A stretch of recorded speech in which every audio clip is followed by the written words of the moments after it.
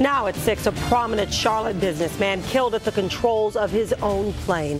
Airstar 36 live over the scene of the crash where investigators are trying to figure out what went wrong.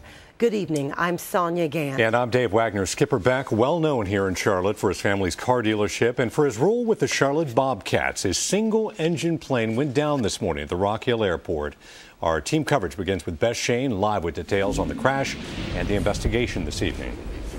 If you've been with us for a little while, you just watched live as an NTSB investigator talked with us in a press conference about exactly what will go into this investigation. It will take some time. They will be the ones, though, to answer those big questions that friends and associates of Skipper Beck have. What happened and why? Just before 7:15 a.m., neighbors at the Rock Hill Airport heard a plane flying low. When I heard the plane buzz the house, and didn't think too much of it. One reported it sounded funny. It had a rough, vibrating sound to it. And then heard a boom. It shook the house, the windows vibrated. I looked out the second-story window and I could see some smoke smoldering up through the fog. This was all that was left of the four-seater plane when investigators arrived. The solo pilot, Skipper Beck, was dead. There was absolutely nothing left. Just thousands of pieces of small debris, and the field was on fire. The plane is a Cirrus SR-22 like this one. A rep from the company tells me it's equipped with an emergency parachute like this one displayed on the company's website. It can be deployed by a pilot in trouble. Clearly, Beck was in trouble here, but that NTSB investigator tells us that you can actually see the parachute from some of those pictures we shot from Airstar 36. He cannot say yet if, in fact, it was deployed. We've learned Beck was headed to Teterboro, New Jersey's airport, where he was planning to meet his wife and son in New York City. He'd been licensed since 2008, no problems in the air. This was kind of his new passion, and he was keeping a couple of planes here at the Rock Hill Airport. Live with our mobile newsroom from Rock Hill, Beth Shane, News Channel 36.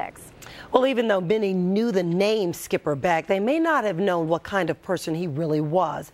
Our team coverage continues with News Channel 36 reporter Michelle Bowden. He was old Charlotte money thanks to a well-known family car business, but Skipper Beck made sure to share that money. One thing I noticed about Charlotte is it's a very benevolent city, and he has to be one at the top of the list. Jim Noble met Beck in recent years when the 49-year-old came in to eat at one of his restaurants. We had done some flights on a couple trips. We're looking at doing a barbecue thing, and Skipper was a big fan of barbecue. Noble and Beck bonded quickly, and the chef says the two even shared something few knew: Bible study. He was a changed man from what some people may have known before. What some people may have known is this: his arrest in a headline-making federal prostitution bust.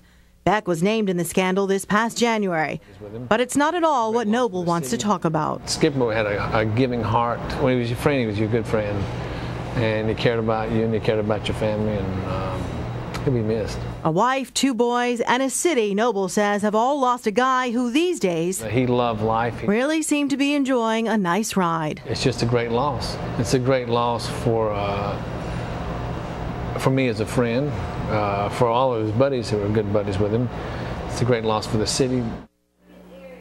And that barbecue, he says they were actually trying to put that barbecue restaurant together. They were flying around checking out other barbecue in the area. As far as funeral arrangements, no word yet on anything about that. Reporting live now in the newsroom, Michelle Bowden, News Channel 36.